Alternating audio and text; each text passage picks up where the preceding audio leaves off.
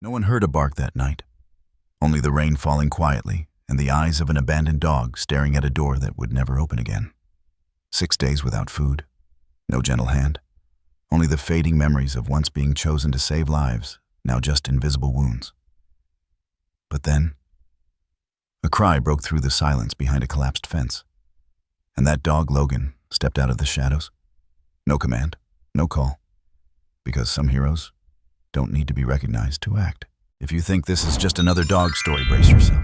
Subscribe now to follow more emotional and gripping storytelling films from us. Under a rotting awning that barely held back the storm, a dog sat motionless. Not curled, not resting. Just still. His coat, once a clean patchwork of gold and charcoal, now matted with days of dirt and rain, clung to his frame. Water dripped from the edge of the roof in uneven rhythms, one drop landing just inches from his front paw over and over again. He didn't flinch. The camera doesn't open with a face, not a human one. Just Logan. His eyes fixed on a chipped green door that hadn't moved in 6 days. Hinges rusted, mail piled behind the screen. No sound from within, just the stale echo of footsteps that had left and never returned. Rain painted the silence in layers on the wooden planks on the empty dog bowl on Logan's ears, which twitched only when thunder rolled across the distant hills. There had been no goodbye. Just voices rising one night, the slam of drawers, the thud of something dropped, maybe a duffel bag. Then the click of that door. And after that, only quiet. Heavy. Suspicious. Permanent. At first, Logan waited out of discipline. 6 years of training told him someone would return. A signal, a whistle, a voice in the hallway that would shout, "Let's go." But that voice never came.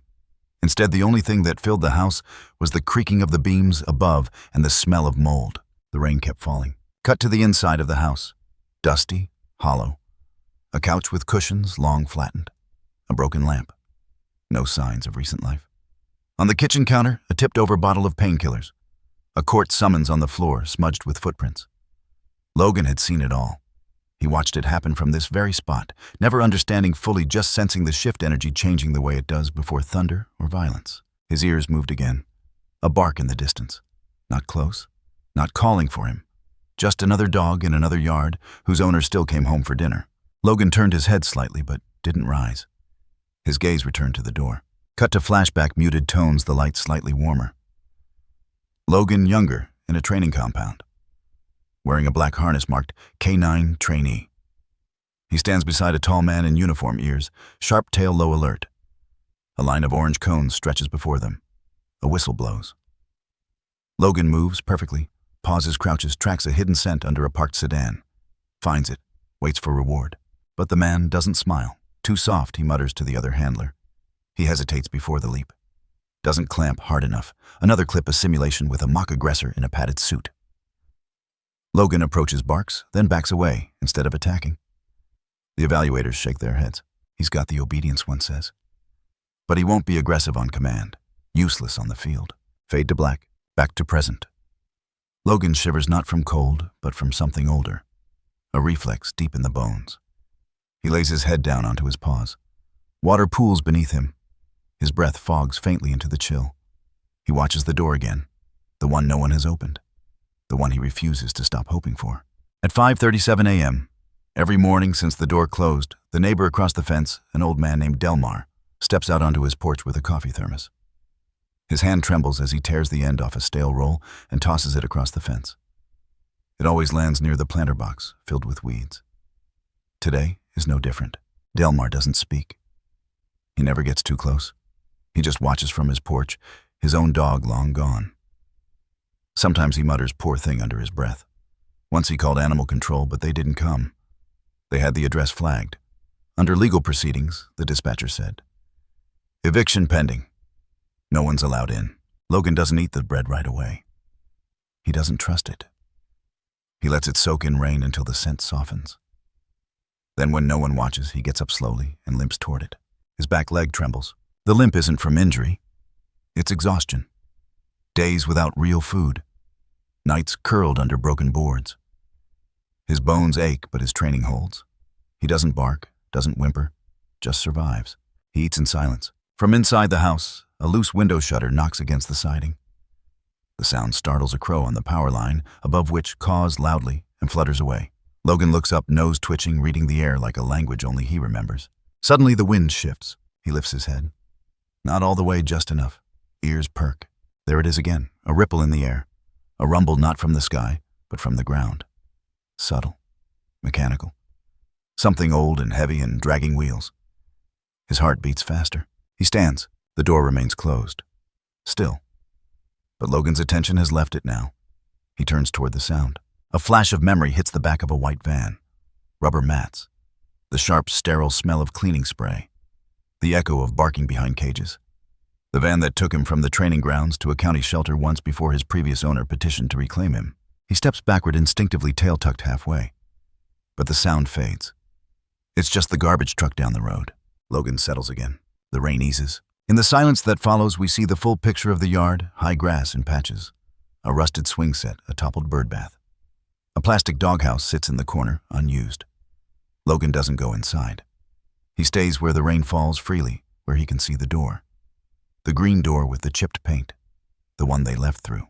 Every few hours, he shifts position. Just enough to keep his legs from cramping. But he never leaves the porch. He still believes in the door. Cut to inside camera pans, over a child's rain boot half buried under the couch. A spilled box of crayons. A yellow tennis ball wedged beneath the fridge. Someone used to live here. A little someone. A presence that haunts the air, though no one speaks of it anymore. Logan stares at the door. A single bark echoes in the distance. This one is close. He lifts his head again. Hears the faint jingling of a collar. A man walking a dog. The leash clicks. The dog whines for a moment. Then they pass. Logan does not call out. He used to. Day 2, he barked himself hoarse. Now he listens, because that's what dogs like him do. Dogs not chosen for attack, not favored for guarding dogs, trained to find the missing, to notice what others don't. Dogs that sit still, that wait, that remember the shape of a child's breath. The door stays closed. Then, a thunderclap, so close it makes the porch shudder. A crack shoots through the glass in the window beside the door. Logan jumps, not from fear, from alertness. Something's changed. He moves to the edge of the porch, tail stiff, body low. Ears rotating, nose in the wind. He knows storms. Knows that after thunder sometimes things fall. Something's coming. Not weather, not hunger. Something else. The wind carries a sound this time. Not barking, crying. Faint, muffled. From the bushes behind the fence. Wet leaves. A hiccup. Then again. A child's sob barely above the rain. Logan freezes.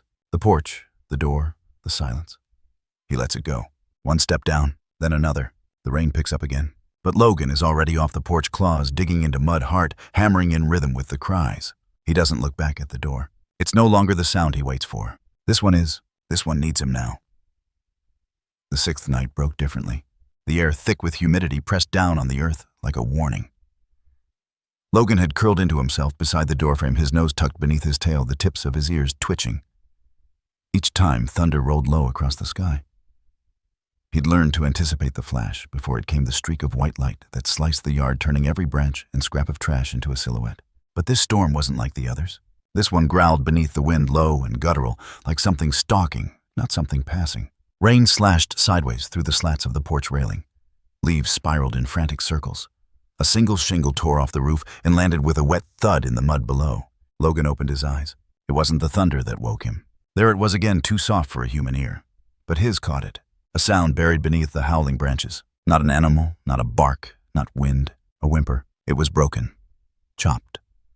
The kind of noise that wasn't meant to be heard, but escaped anyway, torn from lungs too young to control it. A child's cry, faint, but close. Logan stiffened. His body reassembled itself out of exhaustion instinct, replacing fatigue in seconds. Legs beneath him, ears rotating, nose in the wind. The rain made it harder, but the smell had changed. Something human had entered the perimeter. He stepped forward. One paw, then another. The yard was ankle-deep in water weeds, tangled like ropes. But Logan didn't care. His body, once dismissed as too gentle, had held on to every piece of training. All it needed was a trigger. And the boy crying beyond the fence was that trigger. He moved faster now, bounding off the porch, his nails clicking briefly on cement before vanishing into mud. The fence loomed ahead, warped and split in the middle where 2 slats had long since fallen away. Just enough room for something small to crawl through. Logan ducked his head and pushed. Wood scraped against his back. Vines pulled at his legs. The scent was stronger now. Wet cotton, unwashed skin, faint blood, and something deeper fear. Not the explosive kind. The kind that settled in and waited like mold in the walls. Lightning cracked overhead. Logan didn't flinch. He was moving now through the overgrown backlot, once a stretch of empty space between properties. Now a forgotten strip of dirt and scrub trees that children avoided and strays claimed. He pushed through tangled brush, ducked under a fallen branch, stepped through a patch of broken bottles half sunk in the soil, and then he stopped. There, underneath a collapsed heap of brambles, just barely visible between the curtain of vines, was the shape of a boy. Small, soaked, still. His arms were wrapped around his own knees, chin buried in his chest. Shoes long gone. His skin was blue-tinged, lips cracked. The shirt he wore had a cartoon dinosaur on the front torn at the collar and stuck to his frame like wet paper. Logan didn't bark, didn't move too quickly. He took one slow step forward and lowered himself onto his belly, inching closer, nose low, ears flattened. The boy didn't stir. Another step, then another, until Logan was nose to face with the child. He nudged gently, once, twice. The boy twitched. A sharp breath escaped his mouth, followed by a shudder and then a cry. Weak, instinctual. Logan moved in, pressing his body close, letting the boy feel his warmth.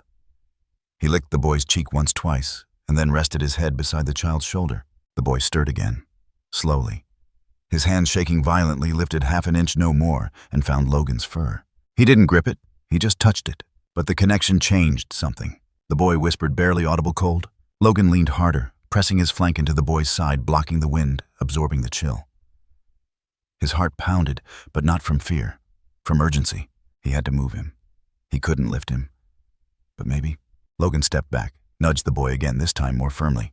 The boy whimpered and tried to sit up, but his limbs buckled beneath him. So Logan circled around behind him and lowered himself again, this time letting his side become a wall. With effort, the boy leaned into it. His fingers clutched Logan's neck fur. A flash of memory sparked inside Logan, an old training exercise, a dummy with a heat pack, the command to find. Then stay.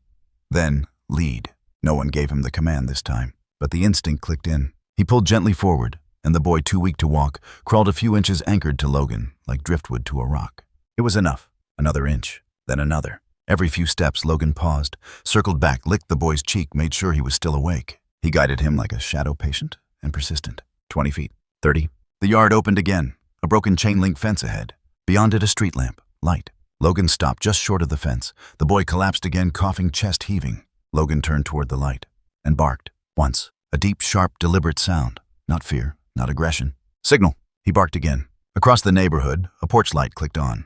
Someone stirred. A screen door opened. Claire, barefoot, holding her phone and a flashlight, stepped onto the porch, 2 houses down. She heard it again.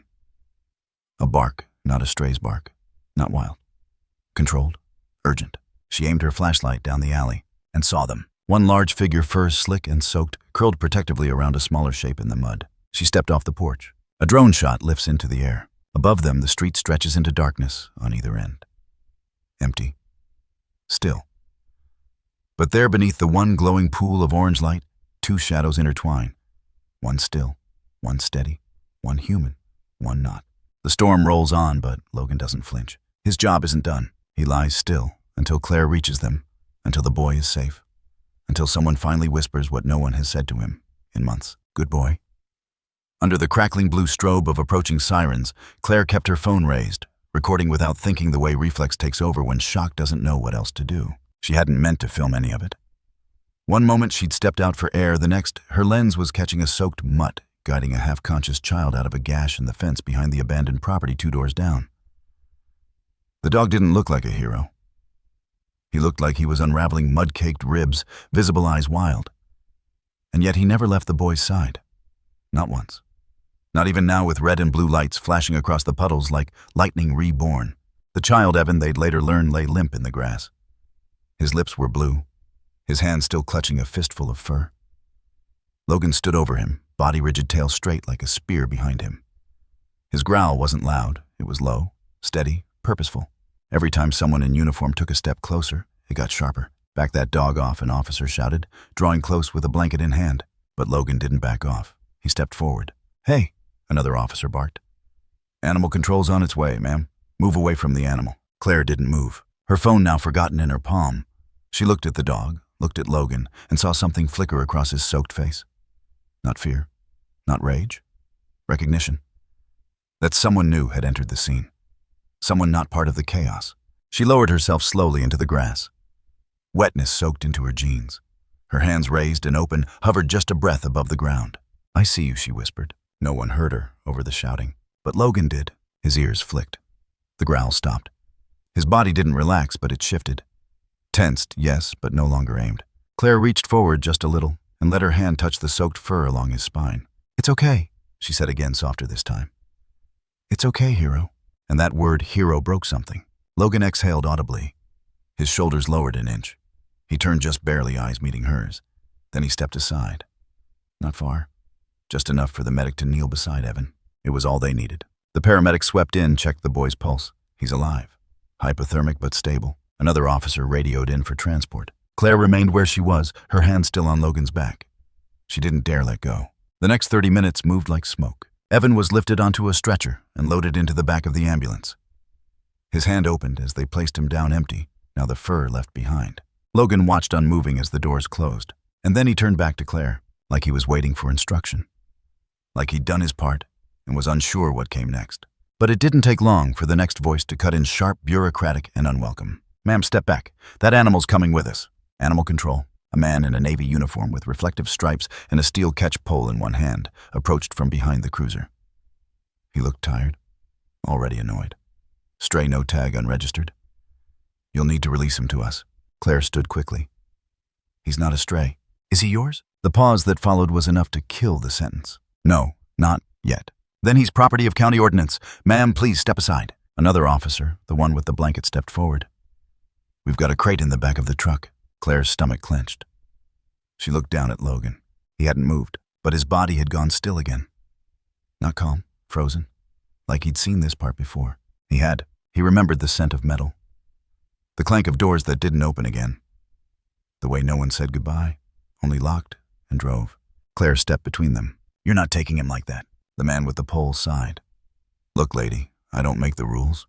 No collar, no chip, no license, no owner. That dog is impounded. We'll observe him put out a stray hold. If no one claims him in 72 hours, I'll claim him now." "You just said he wasn't yours." "He is now.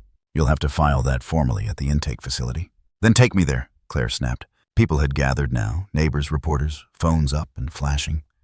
The red and blue of the patrol lights bounced off faces and fences. Someone whispered, "Is that the dog from the video?" Someone else. "The kid, he saved that kid." The animal control officer hesitated. Claire felt it. She pressed forward. "He just saved a child. You're really going to drag him away in a cage? Like he's a threat." A beat. Then the officer reached for a clipboard from his truck, flipping through forms. "You got ID." She handed it over. The form was thrust into her palm. "Sign here. This says you accept full liability if the animal causes harm before evaluation. You agree to provide food, shelter, and transport if needed." Claire signed. No hesitation. Another form. "This releases the county of responsibility if the animal displays aggressive behavior or deteriorates physically." Another signature. A final line. "This registers you as his temporary custodian until full adoption is processed." Claire signed slower this time. The moment felt heavier. Not a contract, a vow. The officer took the clipboard back, grumbled, "We'll follow up," and turned toward his van. Claire looked at Logan. He hadn't moved. She knelt, opened her arms. He didn't hesitate. He stepped into them. The crowd around them murmured. Phones buzzed. Someone called out, "What's his name?" Claire blinked. She didn't know, but something inside her answered for her. "Logan," she said quietly. "His name's Logan." And somewhere behind them, as the storm broke into drizzle and the wind died, Logan leaned into her touch like he'd known it forever. She led him to her car, slowly, gently. He didn't pull, didn't resist. He climbed into the back seat and curled in the corner like he already knew he was safe. Claire closed the door behind him. In the rearview mirror, Logan's eyes never left her. That night, the footage Claire captured went viral. Dog saves missing child. Untrained stray. Leads rescue to boy lost for 72 hours. Hero pup prevents tragedy. The internet crowned him a miracle. But the next morning, Claire wasn't answering interviews. She was at the vet. She was checking Logan for injuries, getting him microchipped, registered, and vaccinated. And when the receptionist asked for the name of the owner on file, Claire answered without flinching. Claire Monroe. And he's mine. The door clicked shut behind them with a softness that felt dishonest. As if it hadn't just separated the storm of sirens and cameras from something infinitely quieter. Claire stood in the narrow hallway of her modest apartment, keys still in one hand, breath held too long. Behind her, Logan didn't move. He stood just inside the doorway, dripping his paw pads silent against the hardwood. Water pooled beneath him, rain tracing down his sides in thin, uneven lines. He didn't shake it off. He didn't sniff the corners like most dogs. He just stood there, eyes unfocused, as if waiting for the next command he knew would never come. Claire turned slowly and crouched. "You're home," she said softly. But Logan didn't know that word. He only knew doors that opened one way and stayed that way. She moved past him, careful not to reach out. She didn't try to pet him. Instead, she knelt beside a thick, folded quilt near the corner of the living room, flattened it with her palms, and added a soft pillow she'd dragged out from the guest bed. A water bowl sat to the side, half full, clean and still. He didn't move toward it. He watched her with those deep, haunted eyes, the kind of look no animal should know how to wear. Claire walked into the kitchen. The fridge clicked open. She pulled out sliced turkey, not even bothering with a bowl. Just a paper towel folded laid flat on the floor. She backed away slowly and waited. Logan didn't move, not a single inch. That first night, Claire kept her routine slow and visible. Every motion deliberate, like she was living beside a sleeping wildfire. She didn't speak unless necessary. Didn't turn on the TV. No loud dishes. No unexpected laughter. She played music, low jazz instrumentals, the kind with soft cymbals and long silences. Logan never blinked. Hours passed. By midnight, Claire gave up trying to lure him into rest. She laid a blanket across the couch and stretched out with a book she didn't read, her eyes flicking toward the hallway every 10 pages. Logan stayed near the door, standing, watching, waiting. Not for her, for what came next. The second day began with silence. Claire found him in the exact same place, head lowered, shoulders hunched. The turkey was untouched, the water unbowed. His ribs were more visible now. Not from overnight, but from stillness. From the truth of what trauma does to the body when it refuses to believe it's safe. She tried again, this time scrambled eggs. Still nothing. The leash stayed on the hook. Claire didn't try to walk him, didn't drag him outside. She knew enough to recognize survival mode when she saw it. His eyes scanned corners, windows, doors, exit points, weak spots. He didn't trust the stillness. It felt like bait. That night, she slept in her bed. Not because she wanted to, but because she knew overexposure was just another version of pressure. If he was going to come to her, he needed the space to do it. Logan didn't touch the food again, but he laid down for the first time. Not on the blanket, not near the water, just beside the entrance rug, like he hadn't really arrived. When she woke the next morning, Claire found a single muddy paw print leading to the edge of the living room, where the water bowl had been nudged a few inches across the floor. Progress. She didn't say a word about it, didn't praise him, didn't rush the moment. She replaced the water, swapped the eggs for fresh chicken. Still he didn't eat, but he didn't turn away this time. His eyes stayed on the bowl longer. That third evening, Claire cooked pasta, boiled garlic, butter, real food. The smells were warm and heavy. She left a small piece of grilled chicken on the corner of a napkin and laid it at the edge of the hallway, midway between his spot and hers. Still no motion, not while she watched. But when she turned the hallway light off and returned 30 minutes later, the napkin was empty. Claire smiled just a little. Then she went to bed. That night, she didn't expect sleep. She lay on her side back to the doorway, listening for sounds she wasn't sure would come. And they did. Slow, tentative. Logan's claws clicking gently on the floorboards. A pause, a breath. Then more clicks, softer now, padded. Claire stayed still, breathing shallow. In the hallway, just past the threshold of her bedroom, Logan appeared. Not all the way. Just the front half of him, silhouetted by the faint light of the kitchen nightlight behind him. He didn't enter. He didn't make a sound. He simply laid down, right there, half in, half out. Like a soldier guarding a door he wasn't sure he had permission to cross. Claire didn't move. She didn't invite him closer. She didn't say his name. She just reached out silently and pushed the door open wider. And then she left it that way. The next morning, Logan was gone from the hallway. But not far. Claire found him curled beside the couch, his head on the pillow she'd placed there 2 days ago. The chicken had been eaten. The water was low. When she passed him on the way to the kitchen, she paused only for a moment and murmured, "Hey, buddy." Logan lifted his head. Didn't wag. Didn't blink. But he looked at her longer than he ever had before. And that was enough. He was here. Maybe not all the way. Maybe not in the way others expected. But in the only way that mattered. He hadn't run. He hadn't shut down. He was watching. And slowly, very slowly, he was letting himself believe. This wasn't the end of the road. It might just be the beginning. Under the morning light filtering through the blinds, Claire sat cross-legged on the floor with her laptop, a mug of coffee steaming beside her. Logan lay nearby, not asleep, but not alert, either his eyes half open, watching, always watching, as if rest were a risk he couldn't afford to take. Claire had begun digging the night before. The chip scan at the vet hadn't turned up a registration, but the code itself matched a discontinued series used by one very specific agency, an old regional canine task force under the Department of Search and Recovery. It was obscure. Barely anyone remembered the program existed. But she remembered. She remembered the articles, the brief window of hope when dogs were trained not for war or weapons, but for finding children, for staying calm in the dark, for sitting beside broken things and breathing slow. Therapy dogs for trauma zones, but on the move. Mobile responders. Logan had been one of them. She found the training logs through a public archive buried deep in scanned PDFs and case records. His number, K9107, assigned name Logan. The file included brief notes, obedience scent-focused, emotionally restrained. But then struck through in red ink fails, final stage reluctance to confront targets. Beneath it stamped diagonally, retired, unsuitable for field deployment. Claire leaned back, blinking at the screen. Unsuitable because he didn't bite. Because he hesitated before lunging. Because in the final simulation, he refused to tackle a man in a padded suit pretending to be a threat. Too soft, they'd written. But what they didn't write, what no report could ever quantify, was how Logan had led officers directly to a child buried under rubble in a collapsed shed during a staged flood drill. How he'd laid beside that dummy for a full hour, unmoving until the retrieval team arrived. Not barking, not digging, just staying. Warmth. Presence. Claire closed the laptop and looked at him. He was resting now, chin on the edge of the rug tail tucked loosely around his side. "You were never the broken one," she whispered. Later that day, she opened a drawer that hadn't been touched in months. Inside, a folded flyer, a Center's logo, a place she'd once walked into barefoot and silent 3 weeks after her own brother vanished and was never found. A place where the silence between her sentences had lasted longer than the conversations themselves. Northwood Child Recovery and Trauma Center. She hadn't been back since she was 16. But now, she folded the paper, slid it into her bag, and turned toward Logan. "You want to come with me?" He didn't move, but he didn't look away either. That was enough. The ride there was quiet. Claire kept the music low, her fingers tapping the steering wheel, as if to fill a silence that no song could reach. Logan sat in the back seat, harnessed a towel beneath him, to catch the faint trail of water from his morning walk. His eyes stayed on the road, his body still but coiled, like he didn't trust the journey yet. The Center sat just outside town, tucked behind a grove of pines that made it feel hidden by design. It wasn't a hospital. It didn't look like one.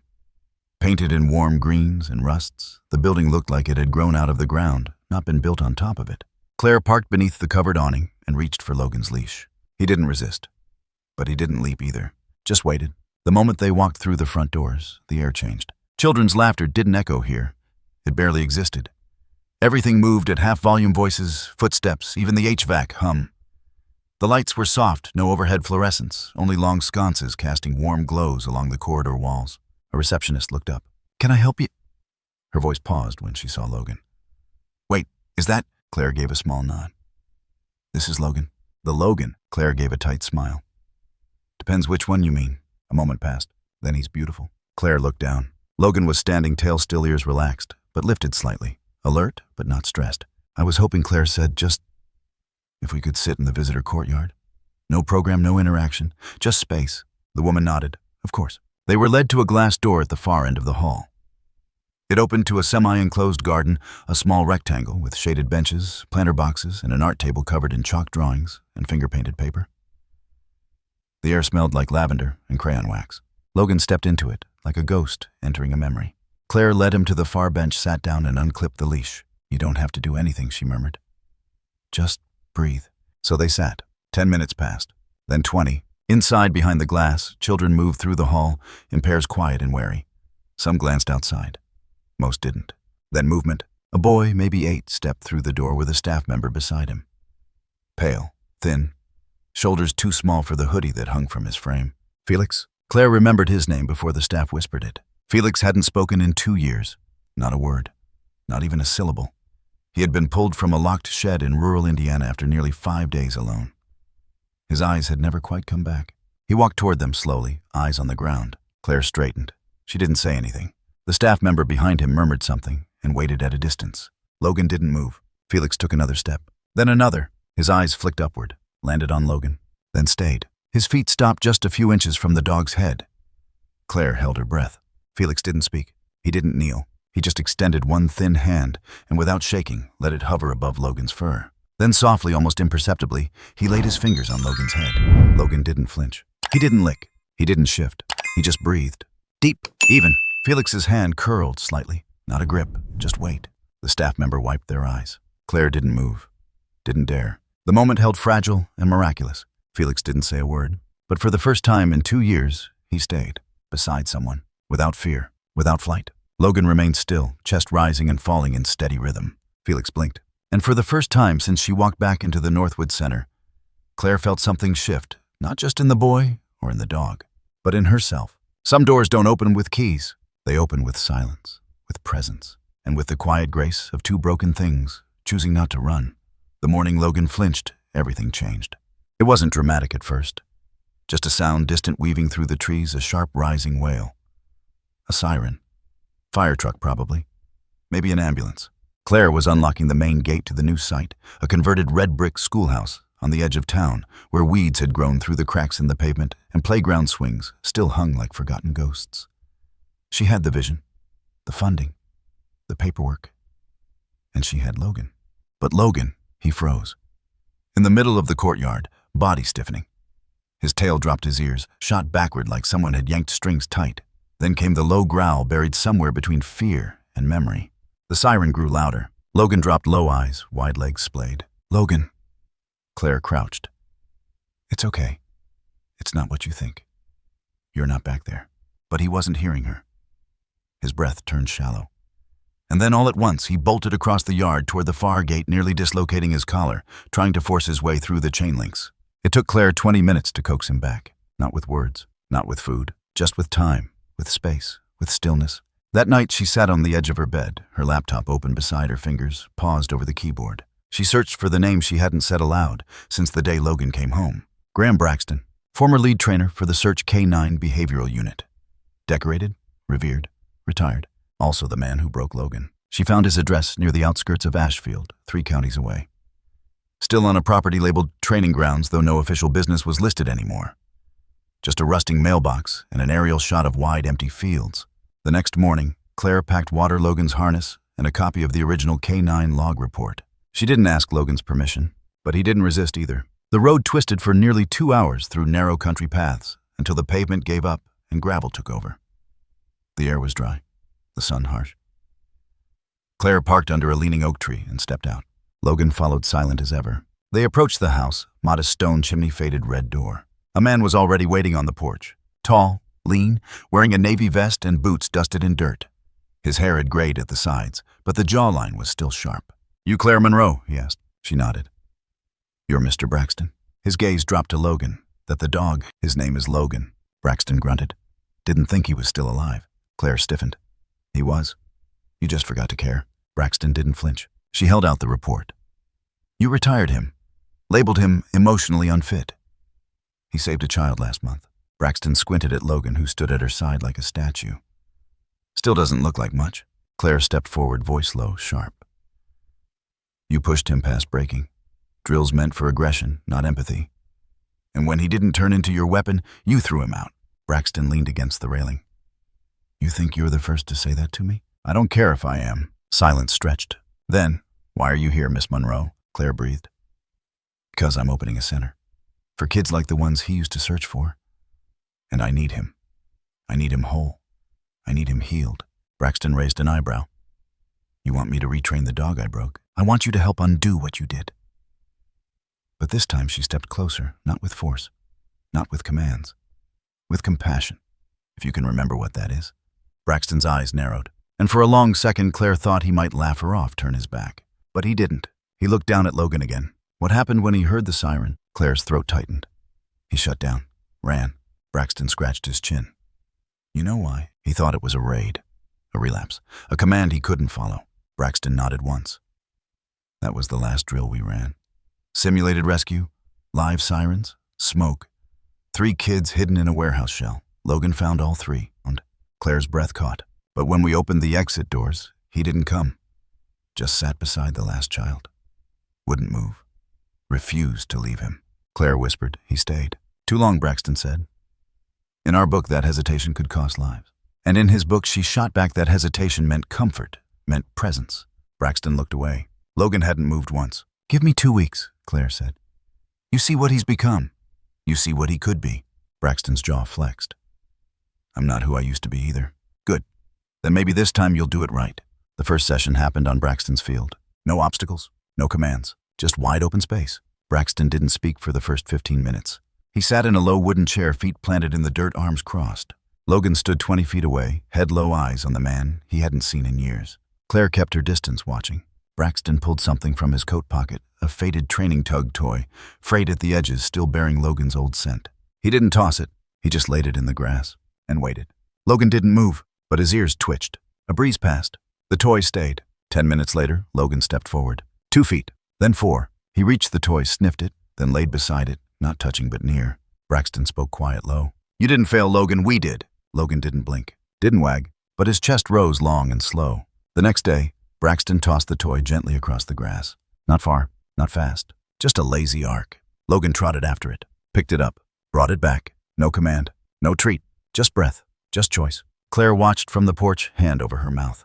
By the end of the week, Logan was walking beside Braxton, not out of habit, but out of trust. They circled the field, stopped at mock sirens now played from a speaker.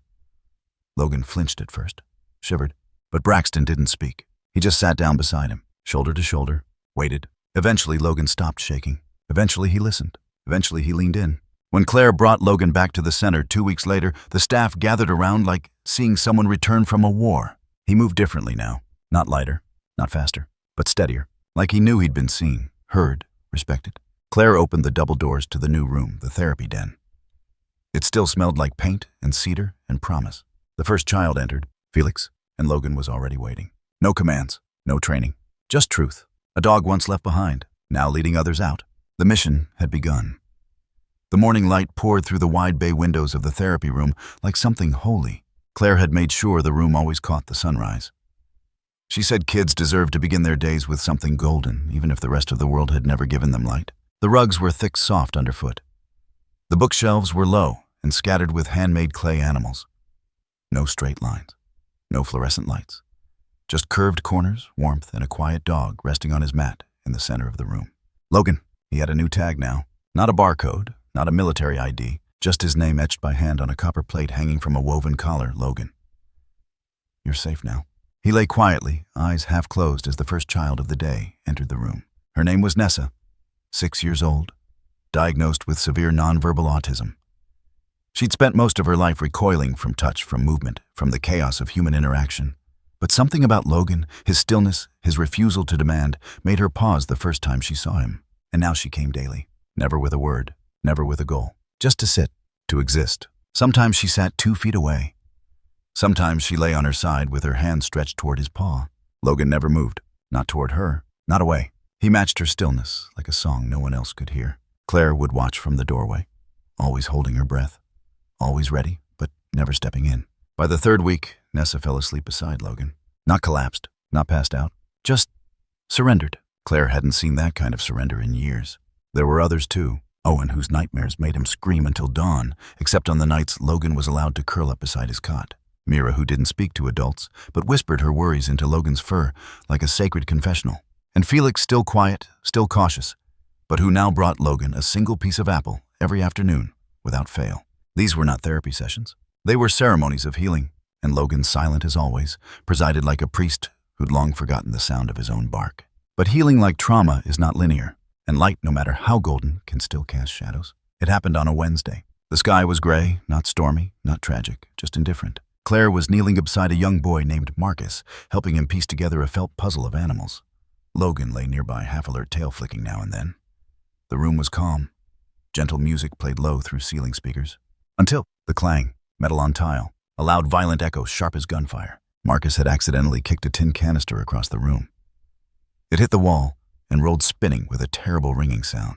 Claire turned just in time to see Logan leap to his feet, eyes wide, chest heaving. He backed into the far corner, tail rigid, hackles up. The kind of stance that didn't say anger.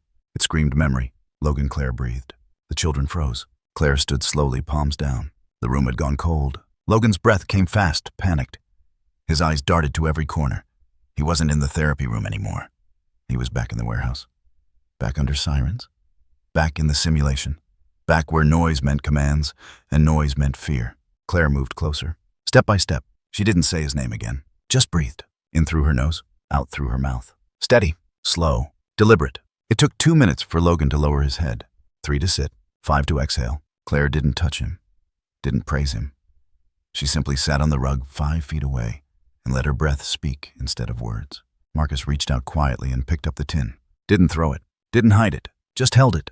The moment passed, but something stayed. That night, Claire sat outside on the back porch, Logan resting beside her, head on her knee. The stars were out, scattered like distant lanterns in the black sky. She ran her fingers through his fur, feeling every scar beneath the surface. "I know it's not gone," she whispered. "I know you remember." "So do I." Logan didn't move, but you stayed. And that, more than any command, more than any trick, was the victory. Claire began modifying the sessions, not with fewer kids, but with more preparation. She introduced soft bell sounds first, then wooden chimes, then recordings of playground chatter. Each time Logan stiffened, she'd match his breath. Each time he recovered, she'd whisper, "You're here. You're safe." The children began doing the same, not because she asked them to, because they saw her, and they saw Logan, and in him they saw themselves. By the second month, Logan had stopped flinching at most sounds. But more than that, he'd begun to move first. When Mira had a meltdown, it was Logan who crossed the room before any adult. When Owen refused to come down from the cubby shelf, it was Logan's slow walk that brought him back. When Felix, in a moment no one could explain, whispered the word "stay" for the first time in 2 years, it was to Logan. The room didn't erupt in celebration. It went still, reverent, as if everyone knew something sacred had just taken place. The local newspaper ran a story about the center. A dog who was left behind now leads the way. It included photos Logan beside children's paintings. Logan curled on beanbags, Logan nuzzling the hand of a boy with PTSD whose father had vanished in the war. Claire was asked for interviews. She declined most of them, but she allowed one video crew. They captured a shot of Logan sitting in a circle of children during a quiet storytelling hour. No tricks, no commands, just a dog and a dozen hearts learning to beat steady again. One evening, after everyone had gone, Claire stayed back to clean the mats. Logan patted over, nudged her arm. She looked up, smiling. "You tired?" He laid beside her, paws crossed. She leaned back against the wall. "I think you've started something we can't undo." Logan blinked. Then, for the first time in weeks, he made a small sound. Not a bark, just a quiet woof, a breath, a release. Claire laughed softly. "Yeah, I feel that too." She pulled a small blanket over her legs, rested her head against the soft painted wall. Outside, the sun was fading, but inside the center, warmth remained. Not from heaters, not from lights, from presence. From every small moment Logan chose to stay. And the next morning, when the door opened again, and Nessa stepped in barefoot, clutching a crumpled drawing of a dog with a golden collar, Logan rose, not because he was told, because he wanted to, and walked to meet her at the edge of the rug, back in the light, back where he belonged. It started with a hunch. Claire had been reviewing footage from the center's surveillance cameras, not to investigate, not out of mistrust, but out of a strange, nagging intuition. Something she couldn't quite name, a thread waiting to be tugged. She fast-forwarded through the footage of the day Evan was found. Not the news clips, not the dramatizations. The actual security feed recovered from a neighbor's front-facing camera, the only one that captured the edge of the woods and the perimeter of the abandoned house. At 3:14 a.m., a shape emerged from the shrubs behind the crumbling fence. Logan, wet limping, dragging one hind leg. His fur was matted, his ribs visible, but his nose was locked onto something. Claire leaned in, a small figure barely visible under the tangle of branches, curled into a fetal position. "Evan," Logan crept forward, not barking, not whining. "Just there." He lowered his body slowly, almost reverently, inched his snout closer, gave a single nudge to Evan's shoe. The boy stirred, barely. Logan backed up a foot, then lay down, and didn't move for 3 hours. The footage was time-lapsed, but Claire could still feel the weight of it. Evan never spoke. But halfway through that vigil, his tiny hand reached out, found Logan's ear, clenched it like a lifeline. Logan didn't flinch, didn't move, just let the boy hold him like a buoy in storm water. Claire's heart thudded. She paused the footage, took a screenshot, zoomed in. Evan's fingers tangled in Logan's fur. His head rested against Logan's flank. She covered her mouth. They hadn't just met that night. They had survived it together. Later that evening, Claire sat across from Evan and his mother in the quiet room with the watercolor walls. No other children, no cameras, just the truth and the silence it demanded. "I want to show you something," she said gently. Evan's fingers drummed the edge of his chair. His eyes flicked around, never quite landing. Claire turned the tablet toward him, hit play. She didn't start from the moment Logan found Evan. She started from when Logan chose to stay. 3 hours, condensed into 30 seconds. Evan's breathing hitched. Claire said nothing. Then she tapped a still image. "This," she said softly, "is when you gave him water." Evan's eyes widened. She tapped another. "This is when you held his ear." He blinked. Claire turned to his mother. Would you mind if I brought Logan into the room? She hesitated, then nodded. If Evan says yes. Claire looked back at the boy.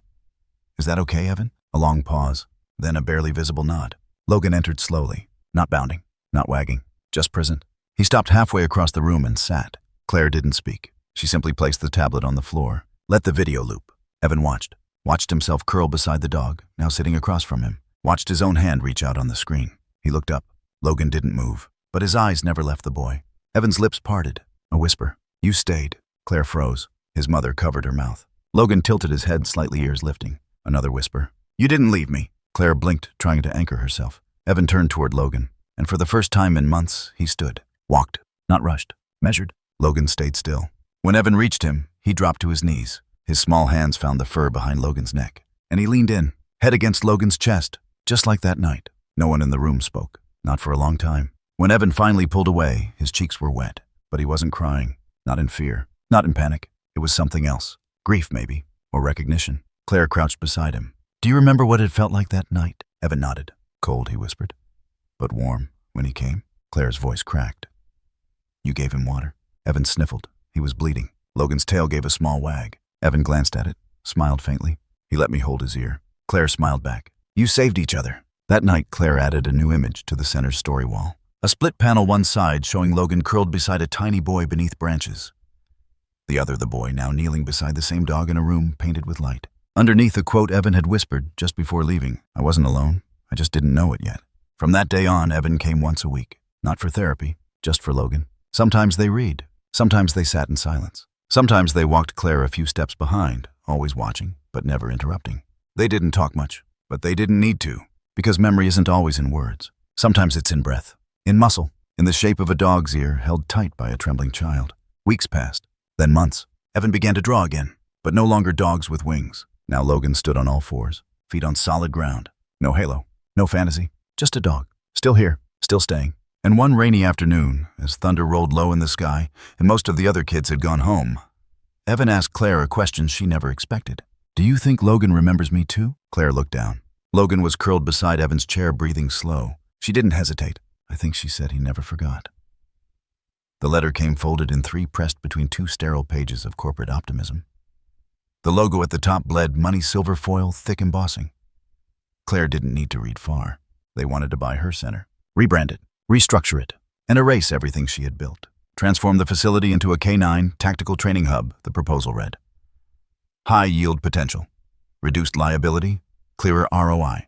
They didn't even mention Logan, not once. Claire stared at the sentence, animal-assisted therapy has limited long-term scalability. She folded the letter, placed it beside Logan's water bowl. He sat nearby, watching her face, quiet, still, waiting. They want to turn this into a factory, she whispered. Logan tilted his head. They don't see you. Her voice broke. They never did. 2 days later, a man in a trim navy suit arrived at the center. Bryant Keene, Vice President of Strategic Redevelopment for Haven Dynamics. Miss Ellis, he smiled. Claire.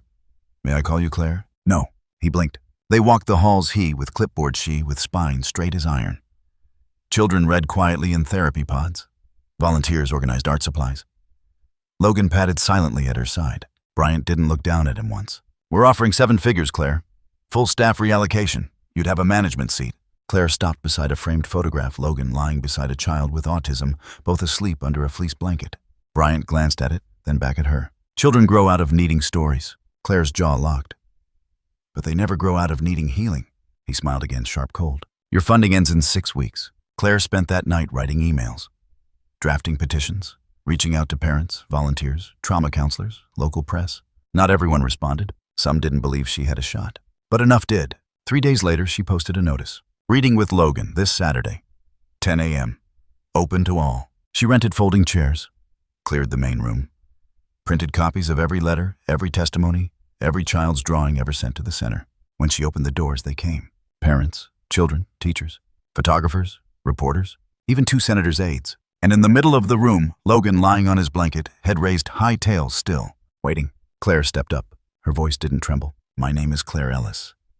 And I built this place not because I wanted to run a business, but because I once needed a place like it. A murmur. My first panic attack came when I was 9.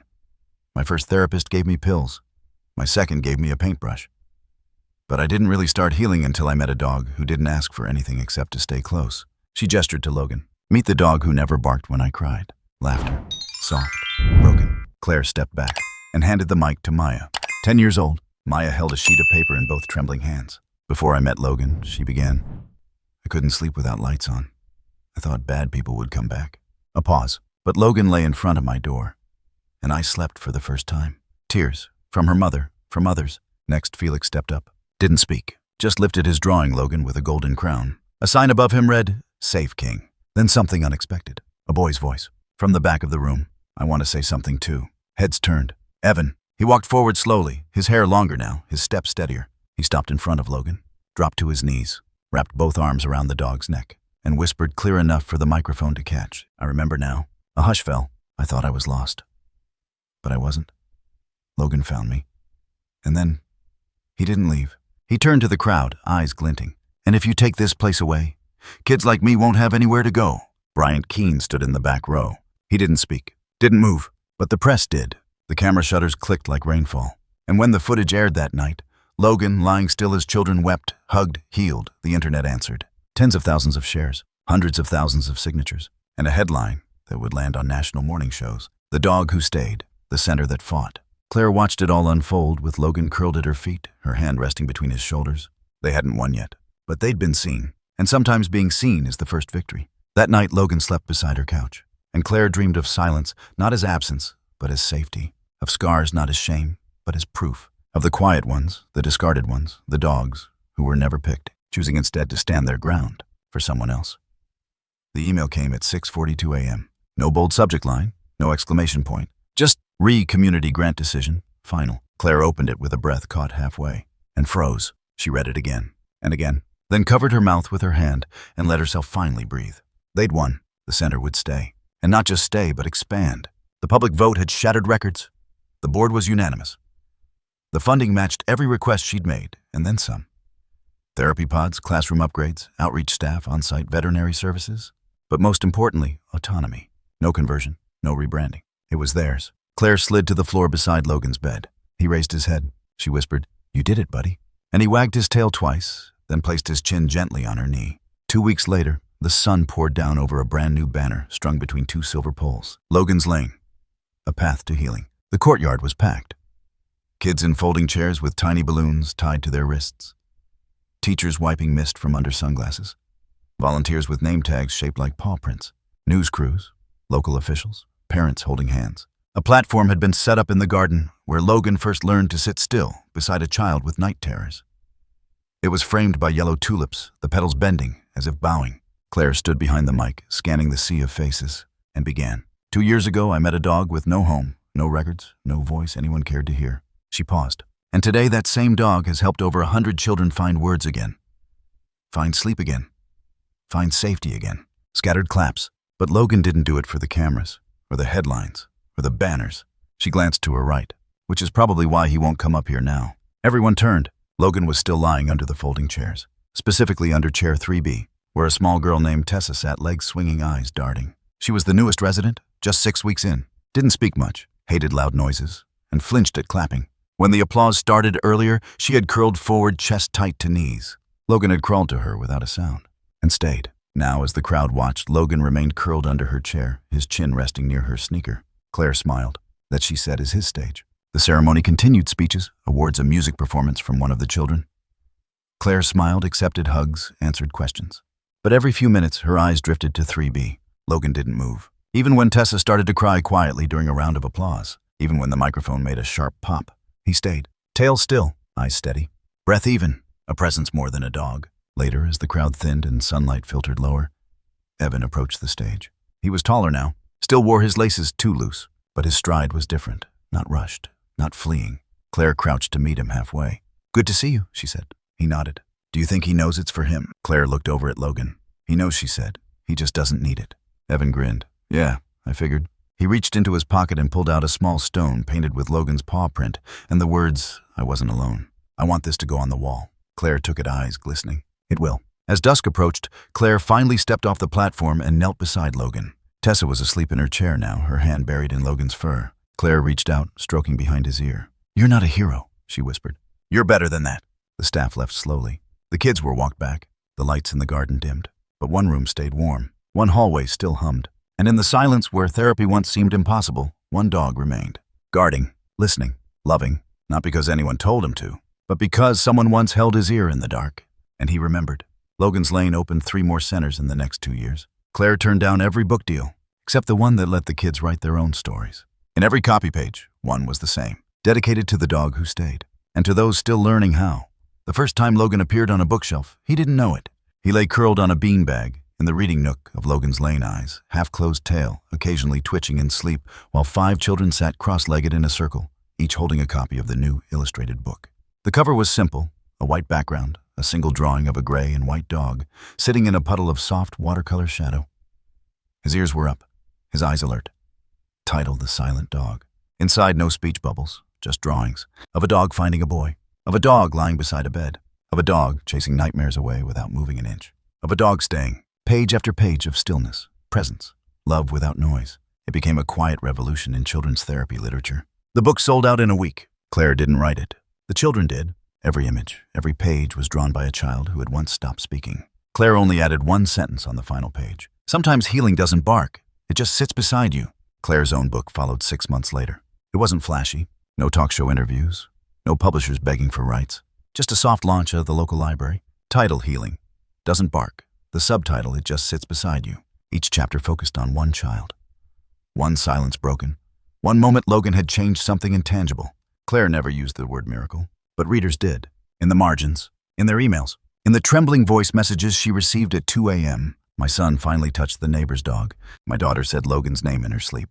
My foster kid hugged a pillow and said, "I want one like him." The book was translated into 8 languages. Japan turned it into an animated short. Brazil mailed her 500 letters in a week. But it was what happened in a kindergarten classroom in Iowa that stopped her breath. She was visiting for a reading event, just one of many. The room was full of laughter, small chairs, juice boxes, crayons, spilled like confetti. A boy named Elias sat in the corner. He hadn't spoken in 6 years. The teachers warned her not to expect anything. They had tried everything: pictures, puppets, therapy animals, music. Claire didn't expect anything either. She just read, softly, and set the illustrated Logan plush on her lap. The room was hushed when she finished, until the tiniest voice from the far end of the carpet whispered, "Logan." The room froze. The teacher's clipboard hit the floor. One girl clapped without knowing why. Claire didn't move, didn't cry, didn't speak. She simply turned her head and smiled at Elias. He smiled back. Logan never knew, or maybe he did. He spent his days lying under desks, curling beside nap mats, placing his head into the laps of children who barely breathed when others approached them. He never barked, not once, but the sound of his silence became a legend. A mural was painted on the side of Logan's Lane in late spring. It showed Logan walking not toward the viewer, but beside a group of children, their hands-open faces turned to the sky. Beneath the image, hope doesn't always speak. Sometimes it stays. Tourists came to see it. So did parents. And journalists. One wrote, "We spent a decade looking for louder answers." Then a dog showed us what quiet could do. Claire kept a file of Logan letters, thousands by then. One in particular stuck with her. It was written in crayon by a 7-year-old girl in a battered shelter. "Dear Logan, I don't like people. But if you were mine, I'd let you sit on my feet. That's where my cold goes." Claire pinned it on her office wall.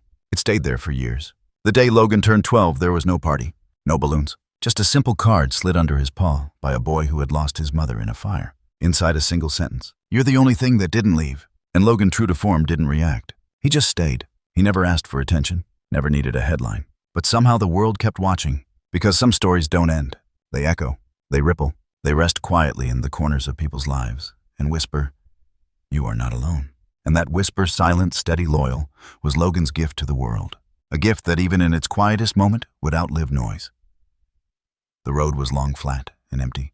Highway 287 stretched out like a ribbon through fields, still laced with morning frost. Claire kept both hands on the wheel, sunglasses pulled low on her nose. Her coffee sat untouched in the cup holder.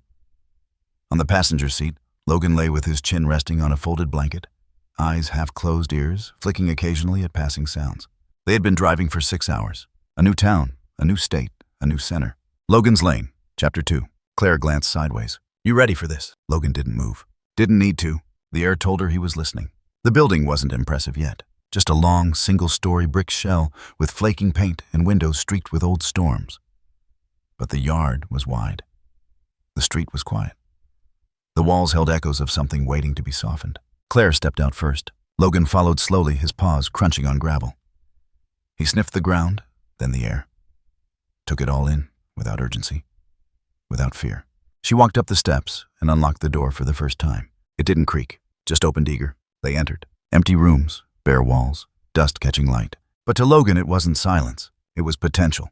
He moved forward past the front office, down the hall, and into the large room that would become the group therapy space. Claire watched as he stood there motionless, surveying. Then slowly, he laid down in the center of the room, claiming it, blessing it. Over the next few weeks, it came to life. Volunteers arrived. Paint peeled away to reveal calm blues and warm whites. Cushions were laid, blankets folded. A bookshelf of the Silent Dog series appeared near the window. Claire hung the first framed photo, Logan and Evan side by side on the grass, bathed in golden light. But what the center needed most hadn't arrived yet. Until that Wednesday morning. It was raining. Claire was in the back office when she heard the knock. It wasn't a sharp rap, just 2 soft taps. She walked out and found them in the entryway. A young woman, mid-20s, soaked to the knees, holding a leash. And at the end of it, a dog, brown and cream. Mutt breed. Ribs faintly visible. Ears low, tail tucked so tight it nearly disappeared. One eye clouded the other, darting toward shadows. A tremble ran through his legs every few seconds. He was abandoned near a drainage ditch, the woman said. Wouldn't let anyone near him. But he followed me here. Claire didn't speak. She crouched low, let the leash drop, and waited. The dog didn't move, just stared, frozen in disbelief or memory. And then Logan entered the hallway, quiet as a cloud. He didn't growl, didn't sniff, didn't posture. He just walked forward and slowly, carefully lowered himself to the ground, just inches away from the trembling dog. The mutt stared at him. Logan didn't blink. The other dog's trembling slowed, then stopped. And for the first time he sat, not fully, not confidently. But it was enough. Claire felt her throat tighten. She stepped back and leaned against the wall. Outside, the rain kept falling soft, steady like applause. That night, Claire stayed late. The mutt, still unnamed, slept curled beside Logan's bed. Logan didn't sleep. He just watched. Not as a guard, not as a teacher, just as one who remembers. In the morning, Claire brewed 2 cups of coffee, one for herself and one for the volunteer who returned at 7 a.m. sharp. I think he wants to stay, the woman said, glancing at the new dog. Claire smiled. I think he already has. The girl sat beside her. So what now? Claire looked through the window where both dogs now lay. What now, she echoed, then tapped a sticky note on the desk. Written in Logan's Lane letterhead. 6 words. It begins again, quietly, on purpose. Weeks passed. The new dog, eventually named Reed by one of the children, began to walk without hesitation. He started sitting when called, ate in front of others, laid down beside crying toddlers. He still flinched sometimes, still froze at sharp sounds, but Logan never left his side. Not once. The press came again, this time not in waves, but trickles. A community paper, a therapy newsletter, a local station running a feel-good feature on the center that doesn't bark.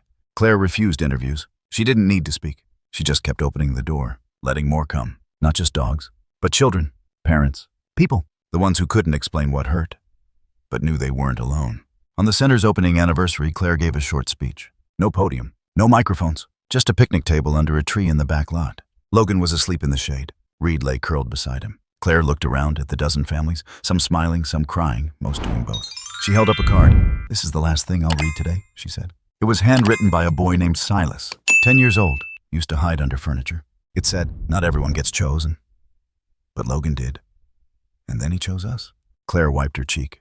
Exactly, she whispered. The screen fades to black. One final shot fades in. Reed, now older, lying beside a new pup.